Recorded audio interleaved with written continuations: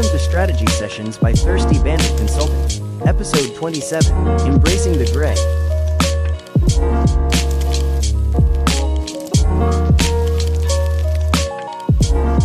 Hey, greetings everybody. This is Corey Kraychek, and welcome to another edition of Strategy Session. Wow. Okay, that's opening a fun strong. start, right? We were just talking to our guest about how I really prefer like free form. And I don't know if I've ever bumbled the start like that, Rachel Brown. Rachel Brown is always with us for Strategy Sessions. You haven't, but it's a Tuesday. It's okay. It's Yeah. all right. And strategy sessions is a tongue twister if you say it fast enough. So. I've done it 27 times with no issue, so I'm not really sure what happened today. I think maybe psychologically I psyched myself out when we were talking to our guest. We make before no mistakes. Mistake in the first 2 seconds. It's Yes, cool. It's fine. exactly. Okay, man. If anything, it shows the real, true authenticity of this podcast, right? I mean, we're coming to you unedited. This is us in your living room or in your car or in your AirPods as you're doing your daily walk, and there's no veneer here. We're trying to give it to you straight. So, like we typically do, Rach, I'd like to cover a quick topic before I introduce the guest. James Beard just announced their award nominees a little while ago. And I know this is slightly old news, but my peeps down at Oyster House won an American Classics Award. Now, I know you're not a big oyster guy, more because you'd go into anaphylactic shock if you had any shellfish. True. But I was so excited to see that, and we had not had a chance to talk about this in a previous podcast. So anyway, I'm rocking my Oyster House shirt today. That's awesome. In just recognition. I mean, they're an amazing venue. They have such a great vibe, and sitting at the bar at Oyster House, I'm going to ask our guest about this too, because she's Philly based. But sitting at the bar at Oyster House is one of those awesome experiences. So if you've never gone, if any of our listeners have an opportunity to go, please go down. I mean, they've been doing it now for over 50 years, but congrats to them for winning an American Classics Award, which they announced those awards before the actual nominees come out, which just they recently did. But yeah, so it was really cool, and I felt like representing today. So shout out to the folks over at Oyster House. Shout out to Oyster House. Anyway, back to the business at hand. Today's guest is Jamie Cooperstein. She is the CEO of J. Cooperstein Hospitality Consulting. She's a really awesome human being. I had a chance to chat with her a few weeks back. We have a lot of folks within our networking orbit, probably because she spent more than a decade working as a concierge in luxury hospitality, where she was really shaped by the principles of the AAA 5-diamond service experience. And really it's an approach that defines the highest standards of guest experience, which I think you and I can both appreciate, Rach, right? She also wrote a book. She wrote a book called True Hospitality: Lessons Learned from Behind the Concierge Desk. And I do think that she's our first concierge ever on the show. So that's exciting. But today she doesn't do the concierge stuff anymore. She helps organizations really across hospitality elevate their service culture by training teams with giving them real world skills, creating memorable guest experiences, and her perspective. And this is what I love about her. Her perspective is super unique because she's lived the job herself, right? I mean, we can attest to this. Again, having been operators in the trenches on the front lines, and I think that that's so important sometimes when you consult, because you've been there and you've done that, right? So she understands what it means to handle guest requests and navigate unexpected situations, and really understanding firsthand what the best hospitality professionals do when they have to operate in that nebulous space between your brand standards, the rule book, and just the heat of the moment with human instinct, because not everything is covered in those SOPs, right? True.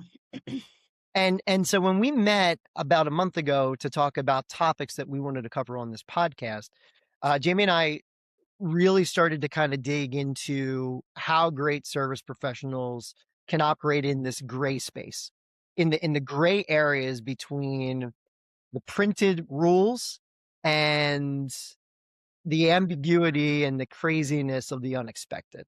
And really, like, this is a skill, right?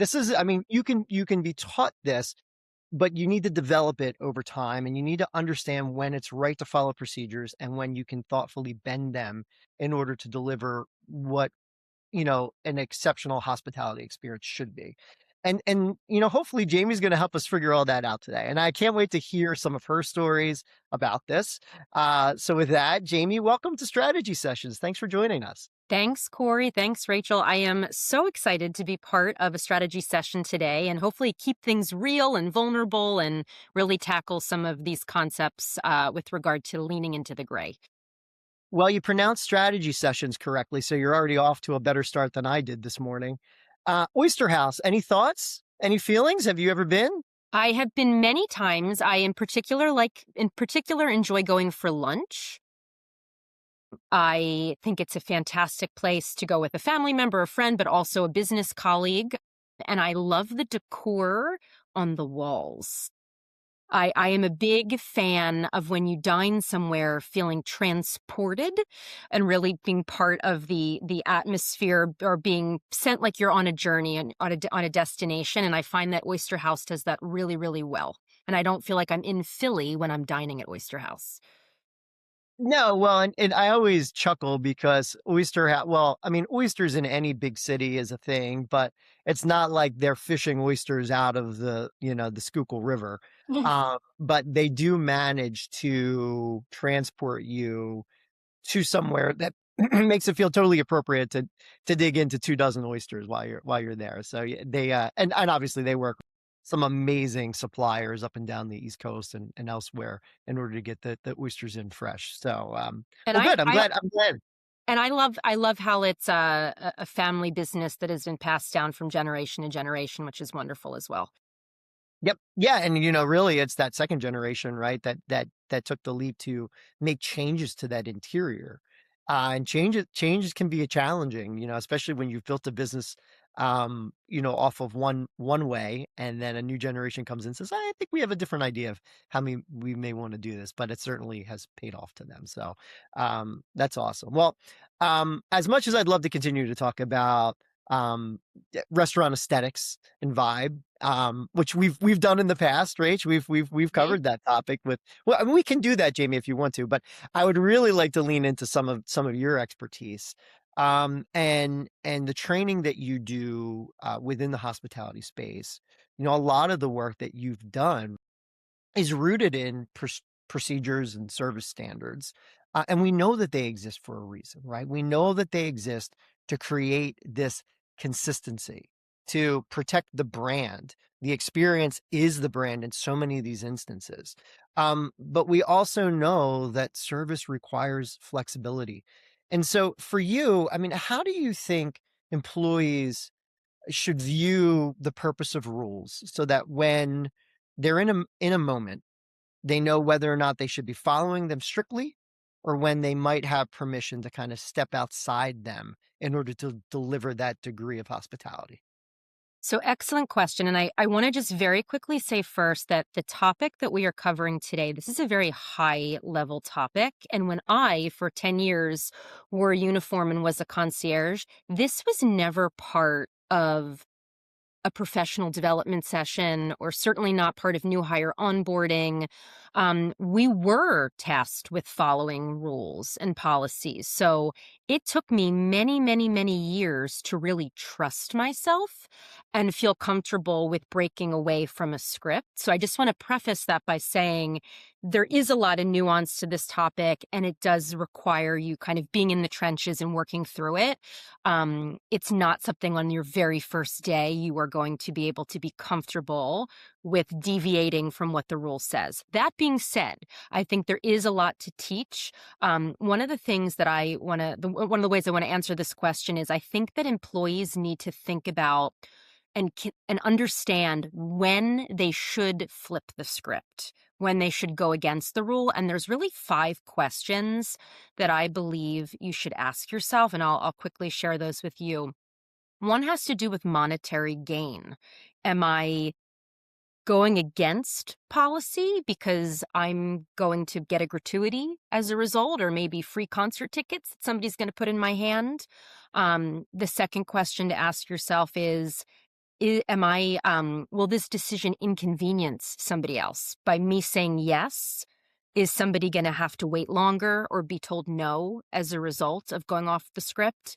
Another really big one is, am I showing favoritism?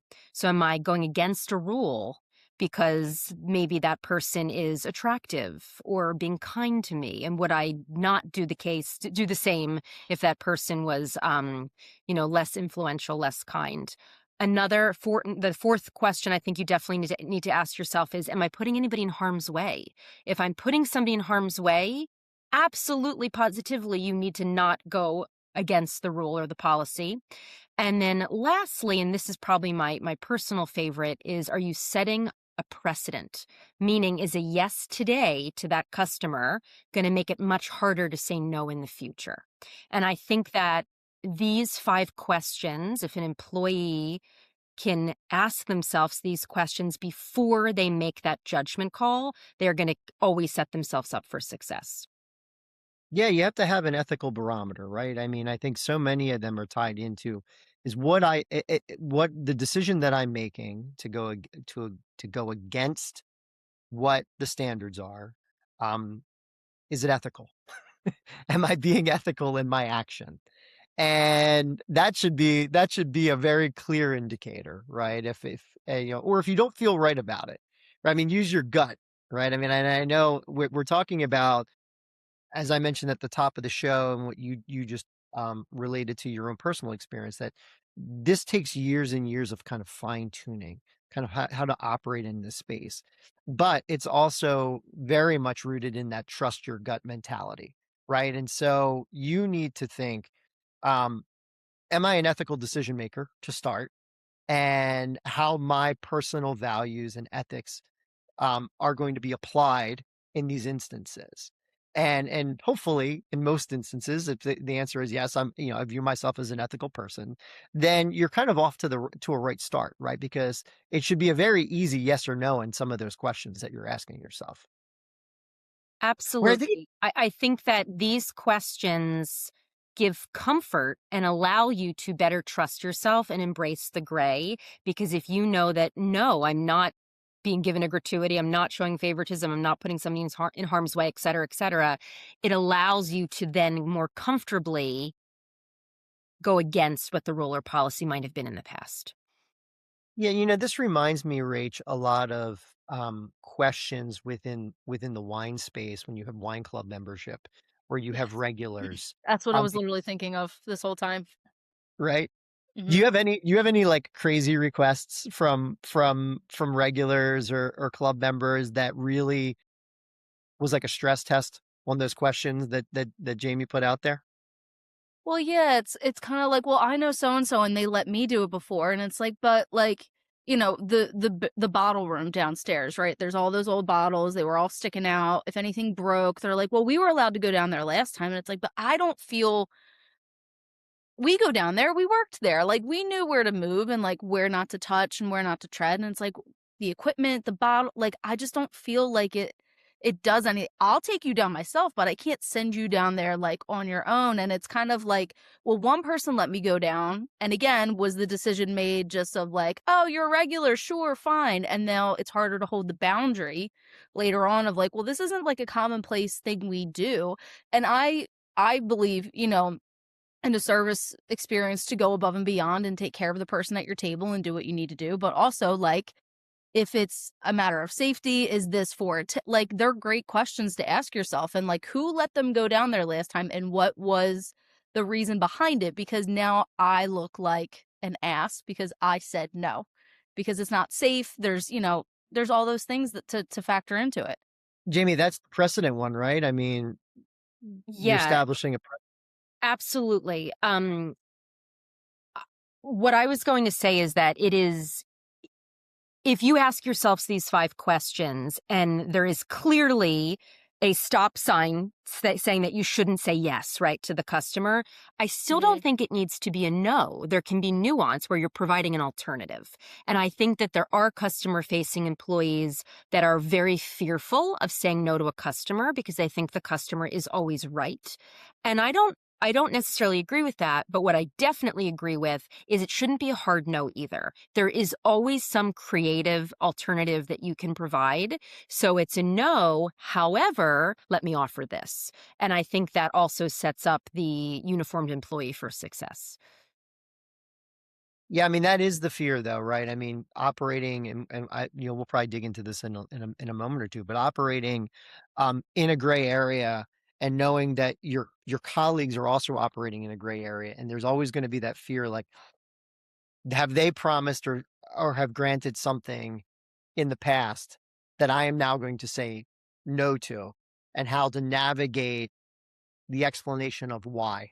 Mhm. Well, I'm sorry. Yes, they may have done that. However, and then as you indicated, Jamie, here's an alternative. This is what I can do. Right? I'm sorry, we can't let you take pictures on top of the grape press like you're riding a bucking bronco. Mhm. Because we're worried that you're going to fall and we're going to have liability on our hands. However, how about we let you take a picture next to it and we'll Yes. give you an extra 2-ounce pour of the favorite Sauvignon Blanc that you just had, right? So it's sort of hopefully meeting them in in the middle somewhere.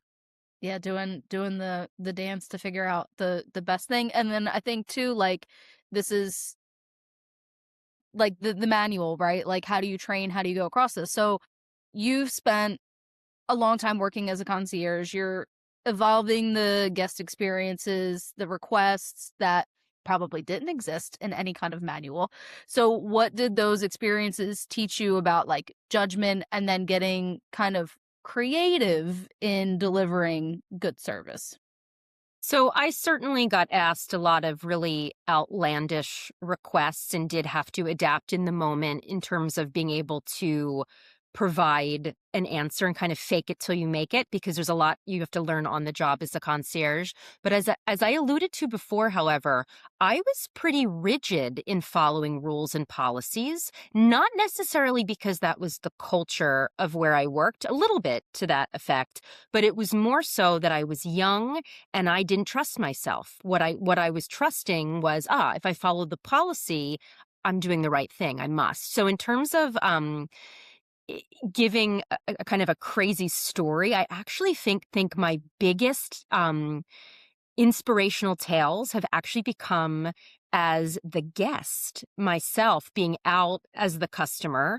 And I have a few that I'll share, but one in particular I definitely want to share, more so with my consultant hat on, that shows perfectly an example of somebody that did not follow policy but created a super fan in doing so. And I also want to say that it took me a long time to realize that each customer situation is unique and that there is not just a one-size-fits-all approach.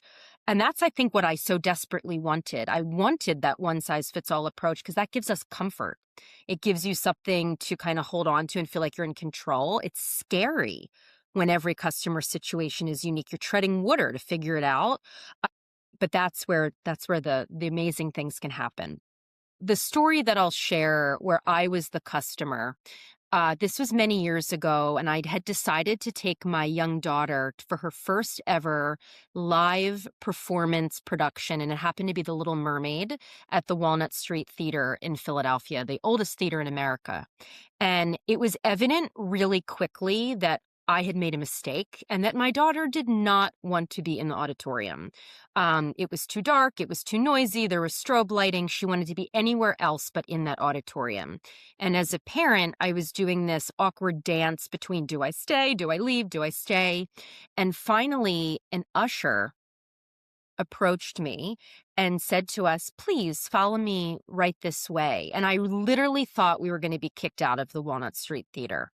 But to my shock, the usher led us to a green room. And a green room, keep in mind, this is an area not reserved for a mom and a young kid. This is an area for VIPs, for, family and friends of the cast. And I was confused at first, but when the usher again, a volunteer, not even employee, when the usher opened up the green room door, it was a safe space. It was quiet. There was a sofa.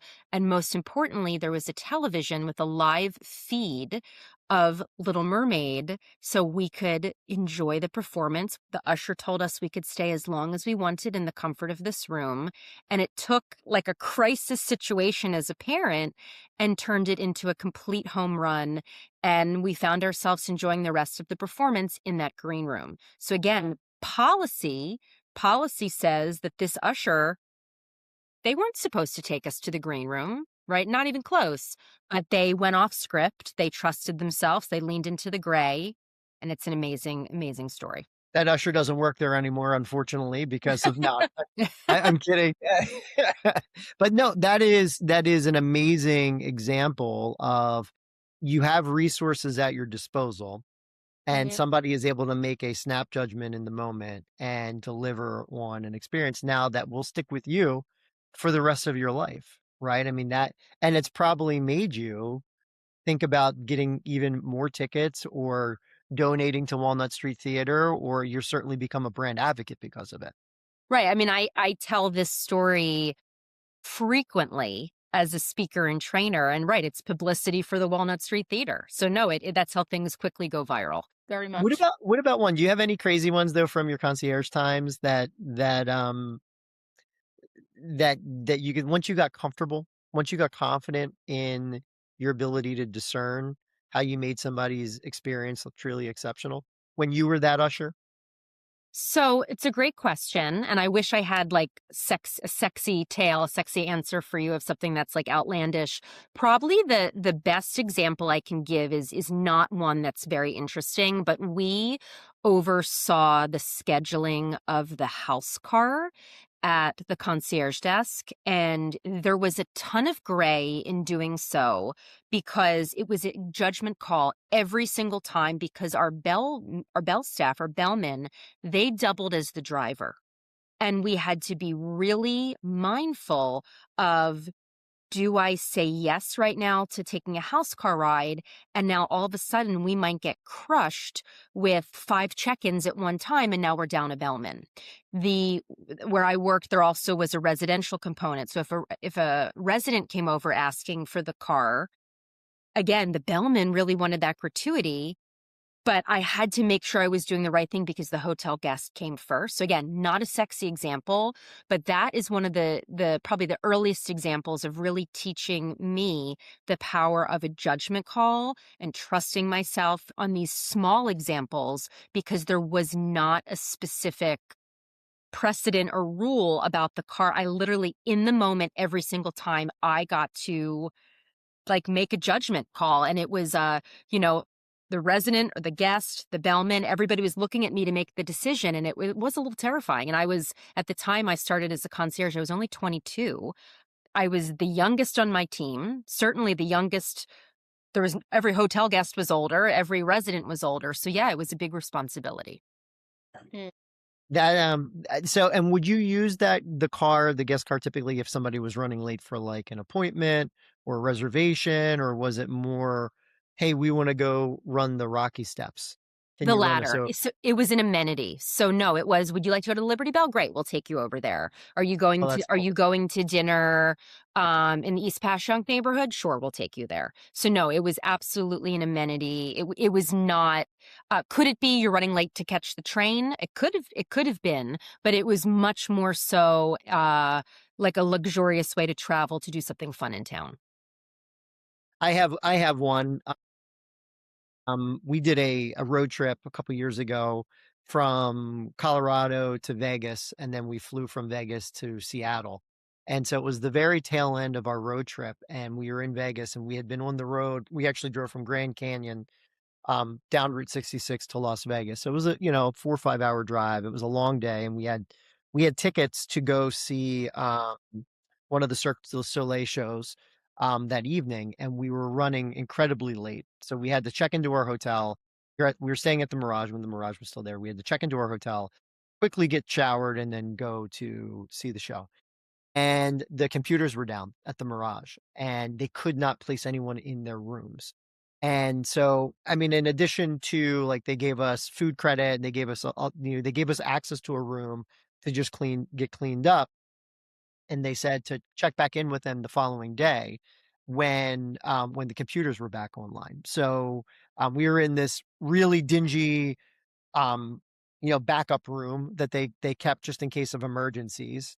Had not been redone or anything like that. And so I wake up in the morning and I went down to the front desk and explained the situation from the night before, calmly. I wasn't like an irate customer or anything like that. And the gentleman from behind the front desk um, gave us a suite in the hotel. And I mean, they'd already given us you know, food credits and profusely apologize. I mean, they could have easily just put us in one of their nicer, rooms. But he went the distance and actually put us in an amazing, like high rollers suite because he had the ability to do that. And it just blew my kids away. Right. I mean, it ruined my kids, quite frankly, because now they're like, well, when are we getting suites again? And we're like, buddy, dad had to wait like 45 years to ever be in a suite, in Vegas. But it'll be a memory for them and for us forever. And thankfully, the gentleman behind the front desk really took care of us. And I made a point to shout them out and give him credit and write a review and do as much as we can to give them recognition. But yeah, it'll stick with us forever just because he had the ability to kind of operate in that gray space and give us something a little bit nicer that we wouldn't have typically seen. Amazing. And it's a good reminder where we so often as a society complain or point fingers when something goes wrong, but we need to remember when we do get exemplary service to say thank you and to acknowledge when somebody has treated us really well. And I think we often forget to do that. So it's a great reminder. Mm-hmm. Yeah. Yeah, I mean, I want to circle back to the training piece because so often when we're talking about service, um, we're focusing on scripts or, Rach, we've talked a lot about wine education and Mm-hmm. your spec sheets and, how to properly conduct a wine tasting or table service, procedures, checklists. And so um, the reality is, while that gives you consistency so that guest experience is essentially the same from customer to customer, those moments that we've been talking about are usually happening in unexpected situations. It's not typically part of the script. It's typically when something either goes awry or you're thrown a curveball in the service space. And so um, when you're talking to teams, Jamie, and you're trying to train them to think critically about this and be confident in their decisions, um, you know, beyond the 5 questions that they ask, are there any other tricks or tools to kind of say, well, this is where the rule book stops, and this is where you have the ability to be a little bit more flexible in your decision making? So before I would train the hourly worker, you would need to have a sit down with leadership and the folks that are supervising and managing that hourly worker, the person that is on the front line. And this has to do with reminding leadership the importance of empowering their team members. Because if there is not a culture where team members are empowered to let their voice be heard, they will never trust themselves and feel comfortable to go off script. So there are 3 Ps here, and then I'll share them, and then I'll kind of give a story that I think highlights this. But the leadership needs to be reminded to give employees power to find their voice. They need to be given permission that it's okay to make a mistake sometimes.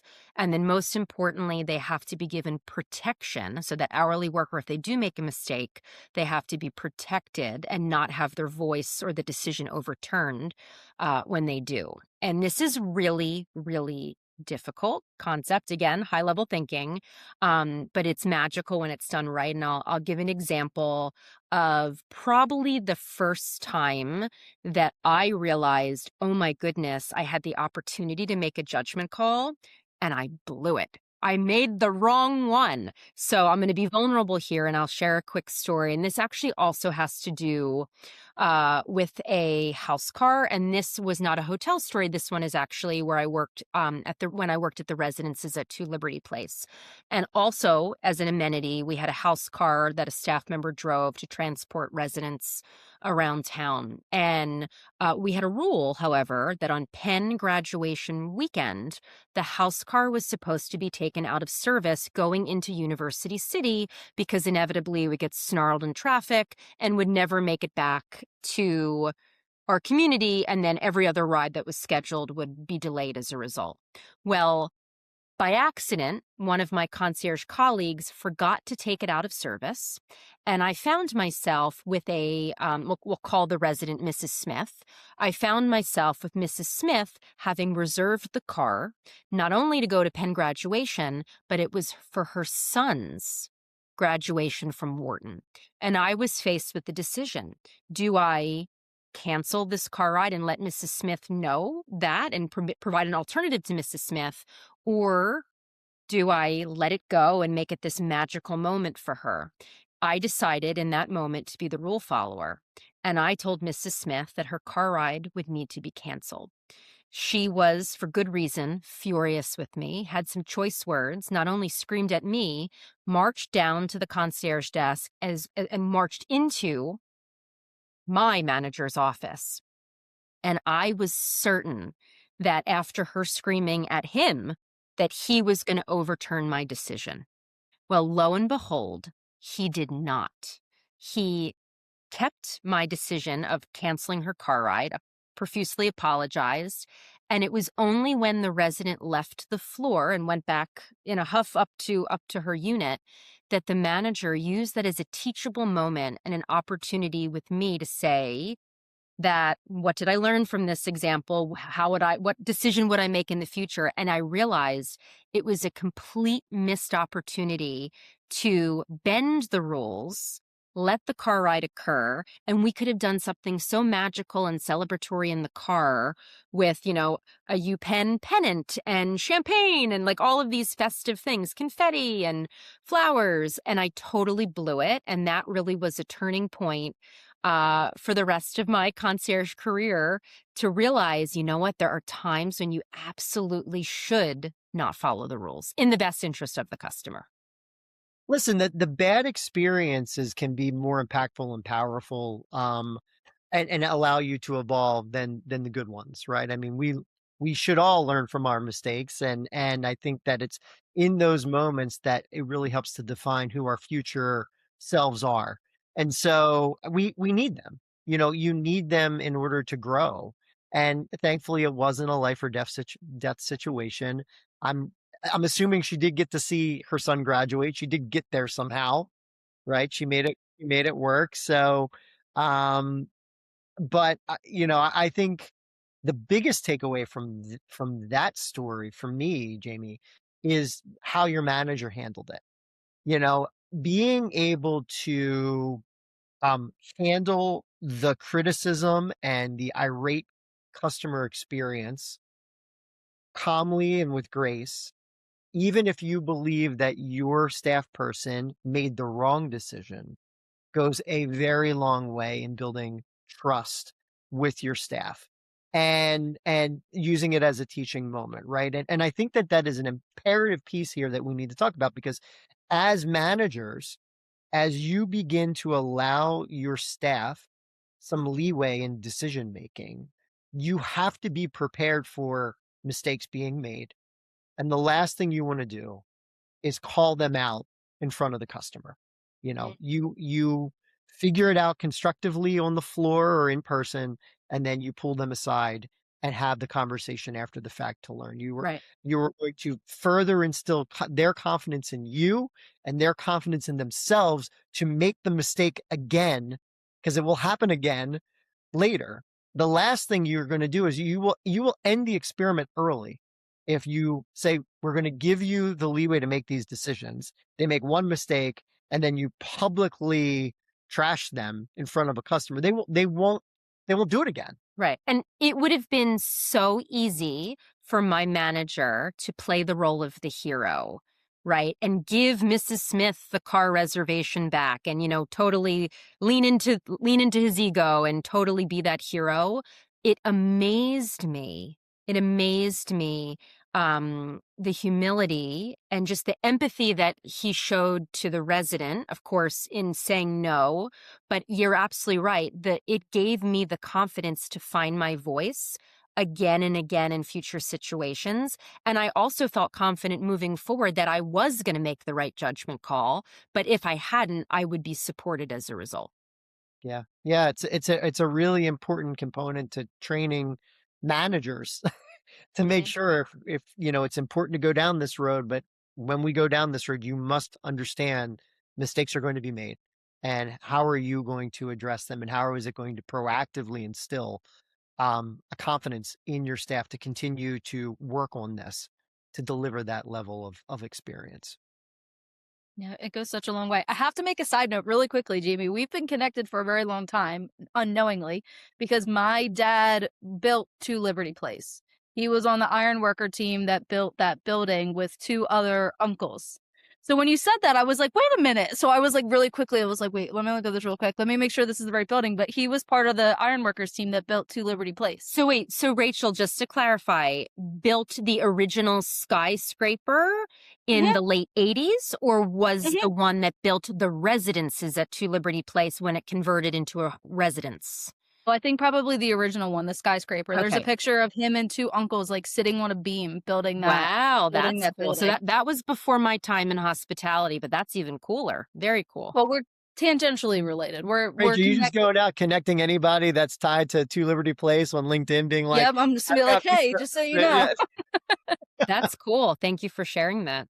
Yeah, I was like, oh man, look, this is the cool connection. And I think, like, honestly, I'm gonna just like tail end this into like my question is because that human connection goes such a long way to have the conversations, to have the FaceTime, right? Like with Corey's experience and your experience and helping people. But now things are becoming very automated, right? Like we have a lot of digital check-ins, we have a lot of AI customer service. We're starting to remove kind of some of that human connection. So if you had to look ahead, do you think the ability for hospitality professionals to operate in the gray will become even more important when there is so much less FaceTime now happening? And what should anybody in like a leadership role be doing to develop that instinct in their teams?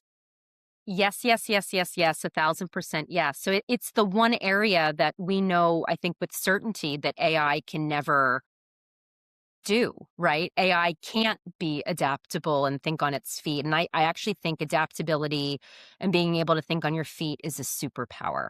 So even organizations that lean into AI use, and I encourage AI use, they absolutely need to remember the importance of that human connection as well. Because again, it's a superpower. Autonomy with the staff and not just focusing on policies and procedures. That's where the real human connection lies. In terms of training suggestions, I think that, and I don't know how frequently this happens. I'm hoping more and more, especially as I'm going around and with this as the new topic for my keynote. But I really would encourage managers to consider when they're training their teams using gray examples, gray goals, and really role playing to think about what are the opportunities, what are the possible outcomes in these types of scenarios, and not just teaching, here's the policy and procedure manual, sign on page 23.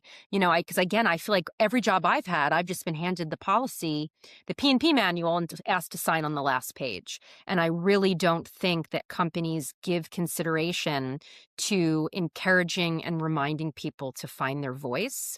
I've created a whole activity just looking at and kind of poking fun at some fun gray examples and giving teams the ability to think through those hypotheticals and even have some healthy debate, which I think is great, and consider, should I go against policy for this type of example or should I not? Actually, as we've been talking through this, one of the other thoughts I had was arming staff with a handful of suggested experiences that may not be in the policy book, but give them ideas on how they can deliver a level of hospitality that might not be the typical experience.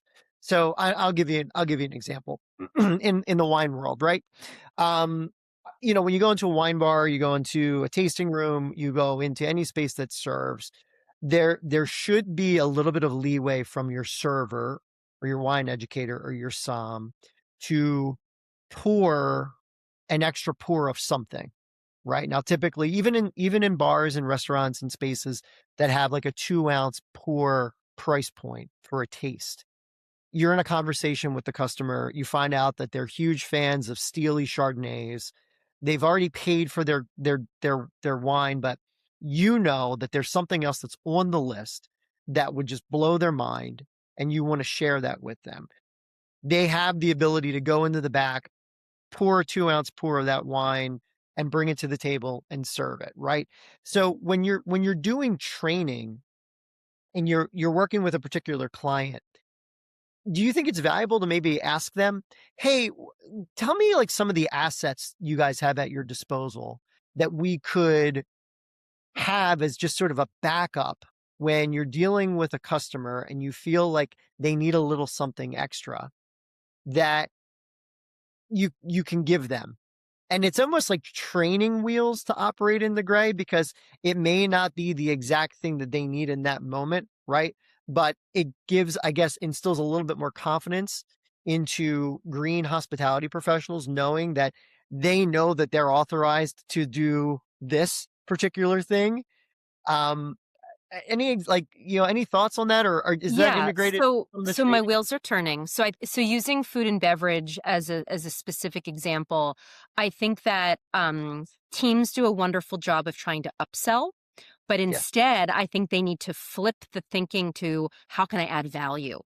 And what you're referring to are these little moments of adding value to a dining experience. I actually was in the last couple months was out to dinner with some dear girlfriends, and everybody was ordering a cocktail. And my one friend was hemming and hawing between 2 different glasses, I think, of Riesling. And the server was pretty confident and was suggesting one. But my friend was kind of thinking, I think you would like actually the other one. So I was so proud of the server, because next thing I knew, the server was bringing over 2 small pours of both of the glasses of wine. And then we act for free.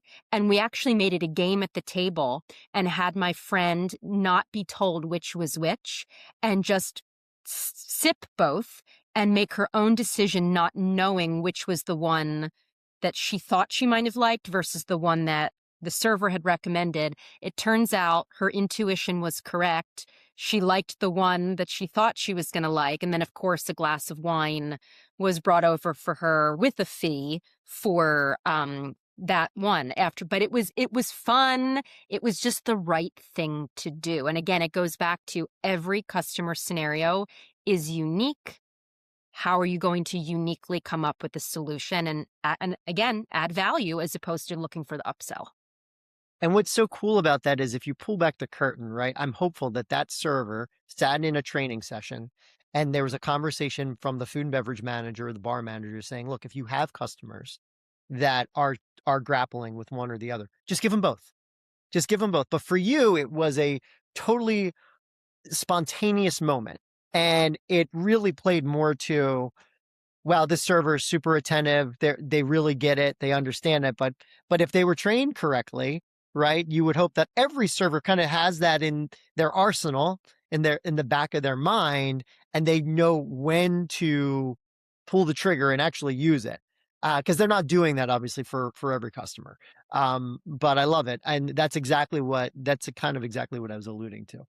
That means though, like next time, Jamie, you and I are at Oyster House, if they want to throw a couple extra oysters our way just because we gave them a lot of airtime on this podcast, I mean, that would be really great, exceptional hospitality operating in the gray too. So I'm hungry. I'm ready for lunch. Come into town. Right. Well, this has been a lot of fun. We really appreciate you taking a few moments with us today. It's exciting to hear that you're focusing on this now as another training tactic with all the other work that you do within the space. And I'm excited to get feedback and follow along on your journey as you're engaging more with the public with this, because it is important, particularly as Rachel said, as we become more isolated and more digitally focused and we rely on AI and all of these other tools. These moments matter more today than ever before. And so you're doing a great service to our industry. So we applaud your efforts for that. Thank you. I'm trying to also be a little bit of a disruptor and make people think about things through a lens that they've not always thought about before. And that's actually been fun. Well, that's awesome. Well, website, where should people go to hear your musings or see some of your insight? Sure. My website is jcoopconsulting.com. And my book, True Hospitality, Lessons Learned from Behind the Concierge Desk, where I actually tell quite a bit of these gray stories throughout, can be found on Amazon and quite a few local bookstores. This week is actually the 1-year anniversary of my book coming out, and I will be this coming weekend on Saturday, April 11th, will be at the Barnes & Noble in Broomall, my hometown, at 1:30, doing a big book signing. And there's a few other events I have later in the month for Indie Bookstore Day, which happens on April 25th. That's awesome. Well, congrats on that.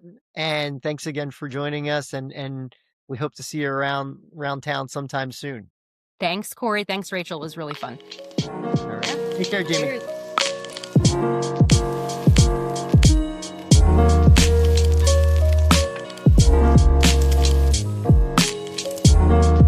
Thank you for joining us for Strategy Sessions. Please like, follow, share, and subscribe at Thirsty Bandit Co.